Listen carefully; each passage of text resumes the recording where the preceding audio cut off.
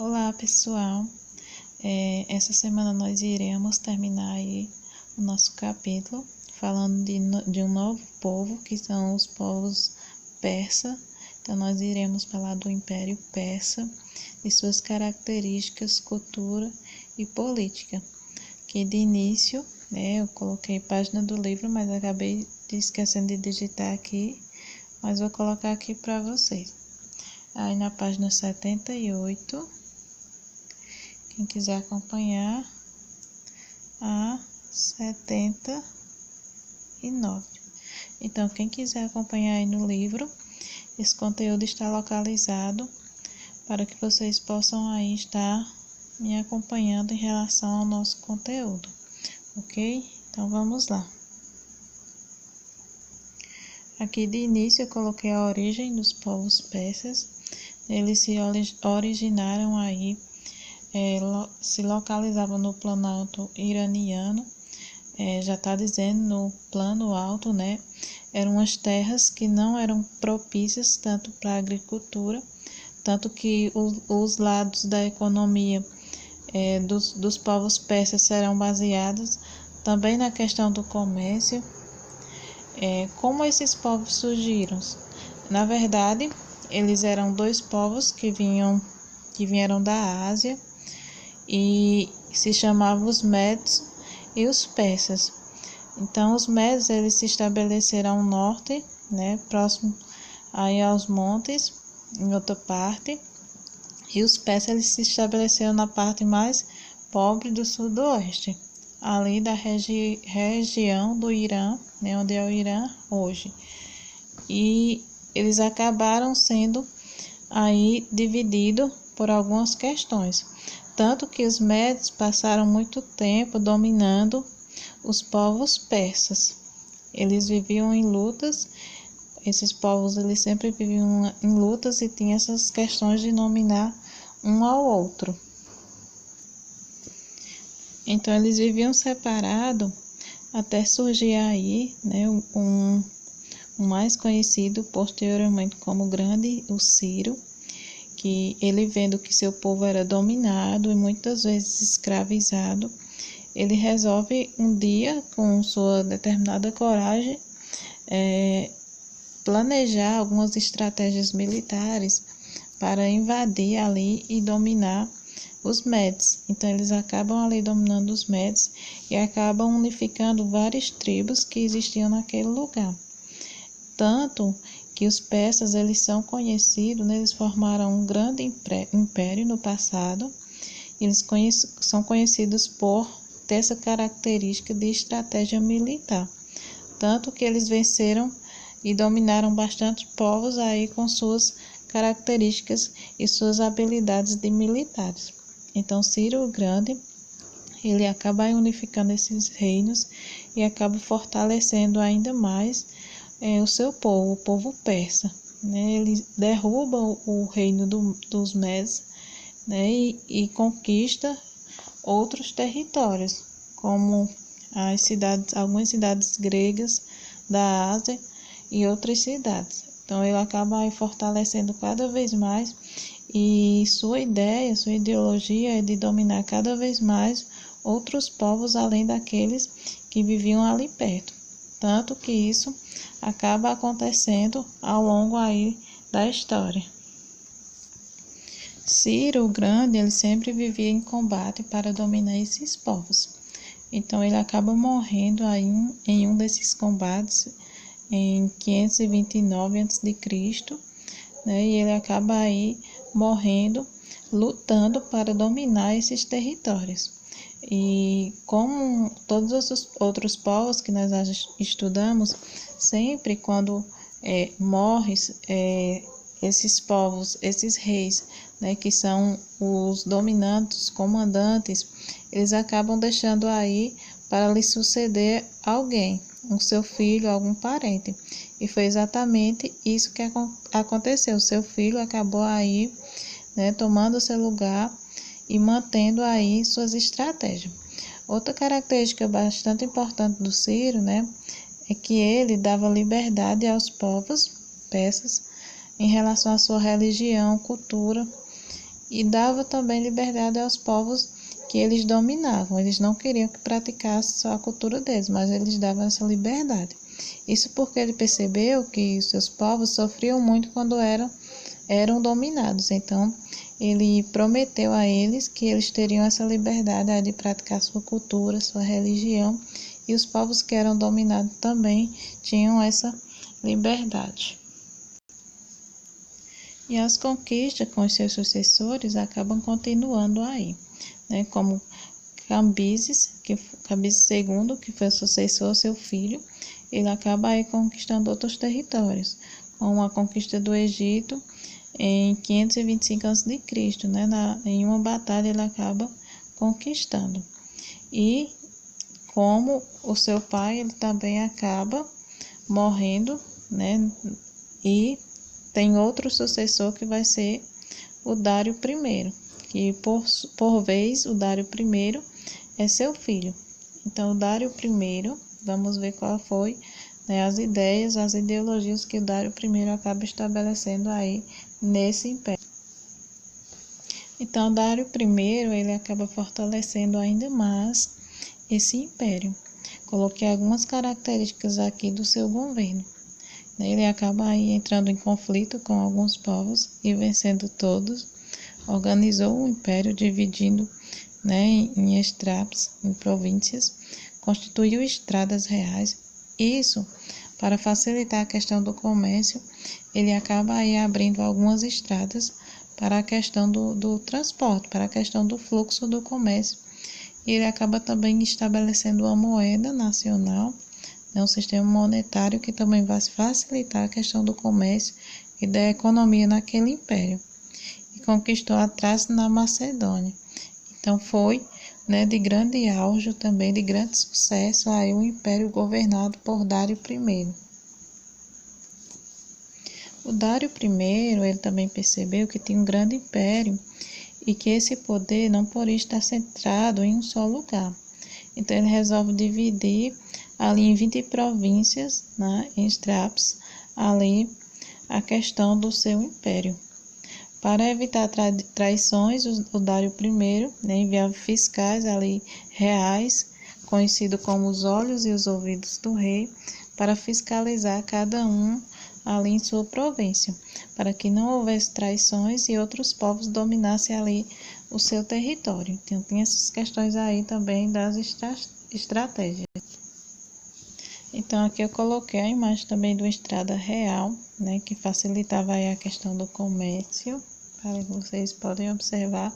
Ele abria aí caminho de uma cidade para outra, coloquei até aqui a cidade de Susa, até Sades, né, que era onde tinha esse fluxo de comércio. E também o primeiro sistema de correios da história. Ele tinha aqueles soldados que tinham seus cavalos e acabava entregando, né, uma encomenda ou até mesmo uma carta através dessas estradas que foram abertas. Ele também entra em conflito, aí o Dário I, né, e as tropas persas, no entanto, foram derrotadas por algumas batalhas e o Dário também, ele acaba morrendo em uma dessas batalhas sem chance, né, e vem aí um outro sucessor para continuar o império e com novas características que nós vamos conhecer agora. Então, quem irá continuar com o império, com o mesmo sistema, é o Xerxes, né, que é filho de Dário I, e ele continua também aí com suas batalhas em relação aí para conquistar outros povos e outros territórios. Vamos ter o Artaxerxes, né, filho de Xerxes, que também vai dominar esse território. Então, esse poder, esse império ia passando de um para outros e eles iam continuando ali o seu objetivo de conquistar cada vez mais povos e tornar cada vez mais forte ali os persas, principalmente no âmbito militar, na estratégia militar. Aqui mais uma vez. E por último, nós vamos ter o último imperador aí, componente desse império, que vai ser o Dário III. parente distante de Artaxerxes, né? O último rei do império. Ele governa ali com as mesmas características dos seus anteriores e acaba aí investindo na conquista de novos territórios também, e tem sua derrota quando tem um conflito aí com Alexandre o Grande. Nós sabemos que Alexandre o Grande, ele também almejava conquistar territórios e estava sempre em conflito, e ele acaba aí sendo derrotado, né, em uma dessas batalhas com Alexandre o Grande, e o império acaba aí tendo uma decadência, apesar de ter uma grande estratégia militar, de ter conquistado vários povos, de ter fortalecido. Observe que houve vários imperadores e eles continuavam ali a cultura, e sua cultura também, né, ainda reflete na nossa atualidade.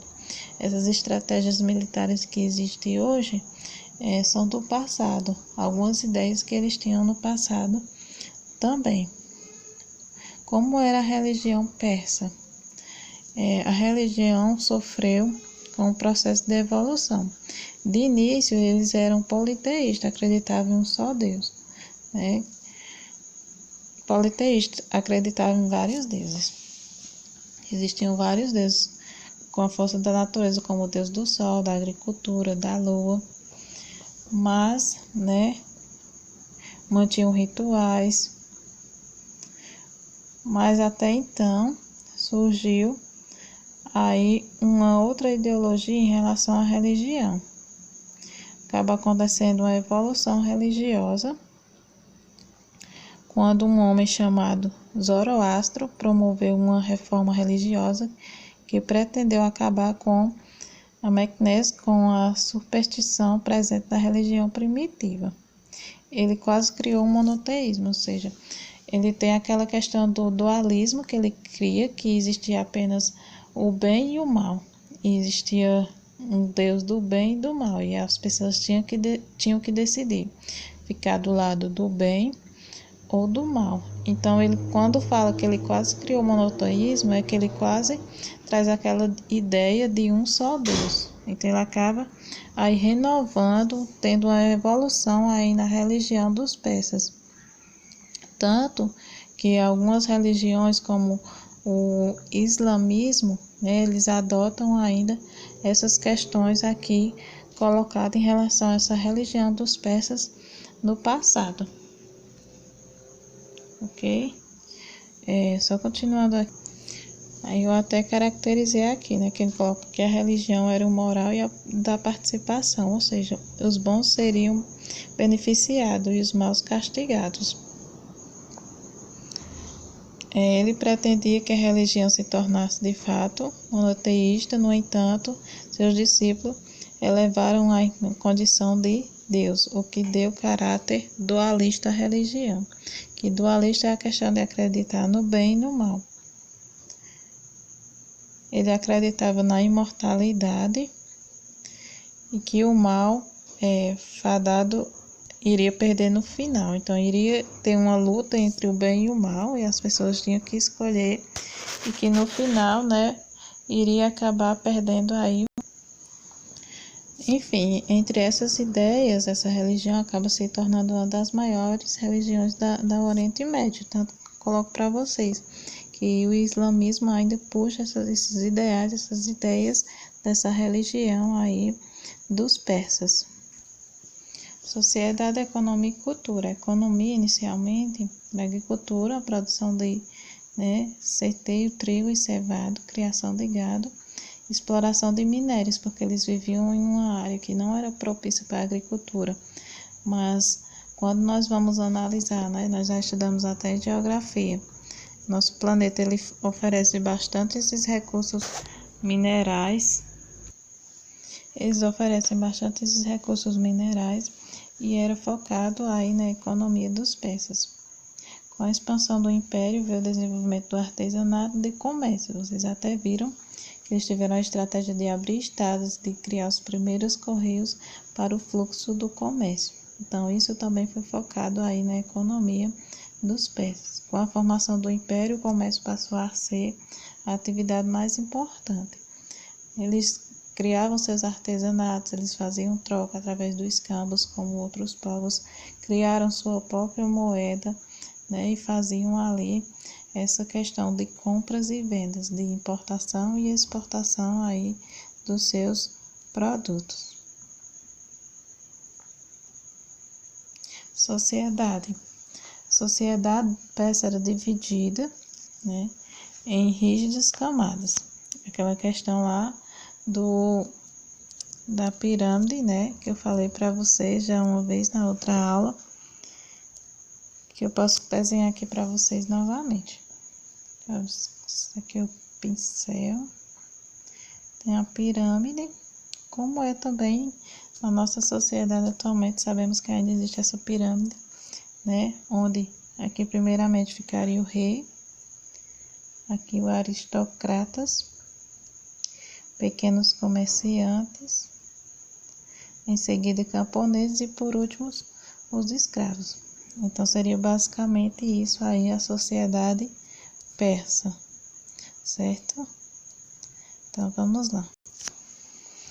Então é basicamente isso, pessoal. Espero que vocês tenham gostado aí, tenham entendido um pouco dos povos persas, de sua cultura e sua religião.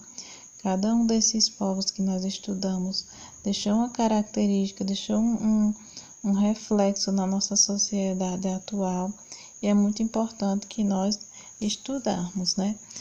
Tanto que, como vocês viram, eles foram os primeiros a ter a ideia dos correios, da abertura de estrada para o comércio, os primeiros a ter a ideia aí de estratégia militar para dominar outros povos. Então, é muito importante estudarmos a antiguidade para entender a atualidade. Então, qualquer dúvida vocês podem estar me procurando aí no PV. E boa aula, boa semana, bons estudos.